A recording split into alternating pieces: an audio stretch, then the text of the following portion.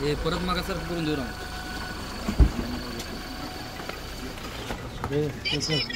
गाडी पुढे गेली.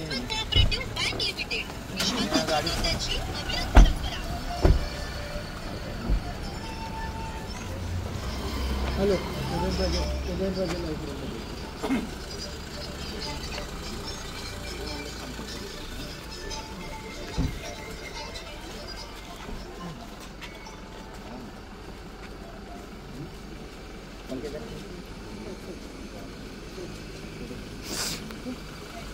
मागे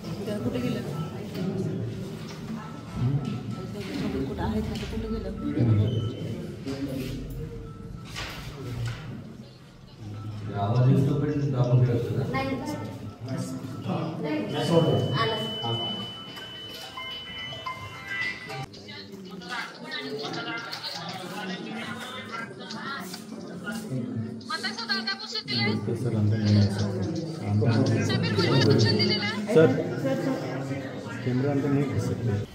ओ भाई दादा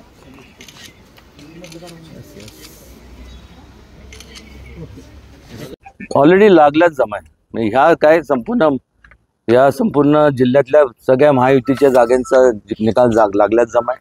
मला वाटतं की आमदार शिवेंद्रराजे हे सगळ्यात मोठ्या म्हणजे महाराष्ट्रात तरी सगळ्यात मोठ्या मताधिक्याने निवडून येतील. सगळे काल तावरे साहेबांच्या वर जे आरोप झालेले आहेत पैसे वाटलेल्याचे आणि त्याचा परिणाम पूर्ण महाराष्ट्रातल्या निवडणुकीवर होऊ शकतो. काही होणार नाही, कारण की असं काही घडलं नाही. हे सगळं दाखवलेलं असतं. समजा मी एका रूममध्ये बसलोय, मग तुम्ही एखादा येणार ती बॅग आणून ठेवणार आणि मग काढणार, चला फोटो काढा. हे सगळं नुसतं काय त्याला म्हणतात प्लांटेड असतं ना, तशी स्कीम्स असतात.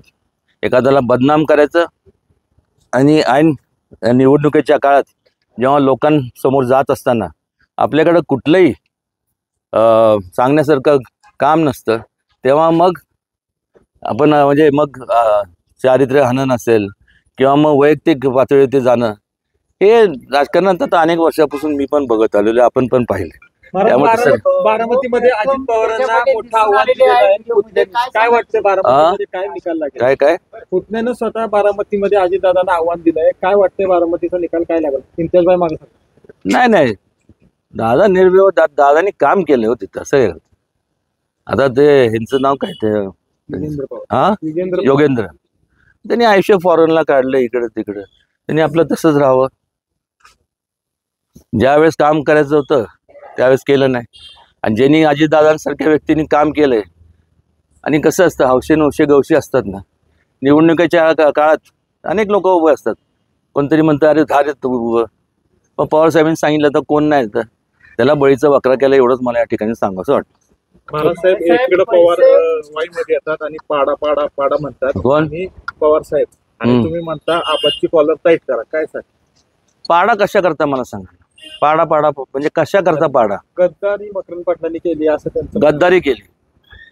मग 55-60 वर्ष जेव्हा काँग्रेस बरोबर तुम्ही होत्या, घोषणा झाल्या, लोकांच्या कामाची पूर्तता झाली नाही, ह्याच्या एवढी तर मोठी गद्दारी होऊ शकत नाही.